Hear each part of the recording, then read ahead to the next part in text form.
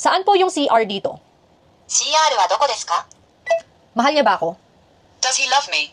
Tama talaga, accurate talaga siya guys. Lalo na kapag solo traveler ka, kailangan mo to. Alam niyo habang ina-unbox ko tong AI translator, bigla ba naman dumaan to si Uncle Lin. Tour guide siya sa Taiwan. Tapos may mga Pilipino, hindi niya kasi maintindihan yung sinasabi ng mga Pilipino. Which is English din naman yung sinasabi. Kaso nga lang, hindi rin siya marunong mag-English. Alam niyo yung ginagawa ni Uncle Lin? Kada may sasabihin yung mga Pilipino, tina-translate niya sa Google. Sina-search niya pa muna. Any different language, kayang-kaya neto. Perfect na perfect to kapag ka nagka-travel ka. AI translator to guys. Meron na rin siyang manual, meron na rin siya kasamang charger, Type-C rin siya. Oh, parang cellphone lang siya guys. Oh, may speaker siya. Meron din siya pindutan dito para ma-open mo. Let's open it. Pwede mo siyang i-connect sa Wi-Fi or hotspot na lang. And ito yung makikita mo sa screen after mo i-connect yung Wi-Fi mo. As you can see, sobrang kompleto talaga siya, buong bansa nandyan. Yung mga pwede mong i-translate. Makikita nyo yung red arrow to English. So, meaning, mag-iimik ako ng Tagalog tapos mag-translate siya ng English.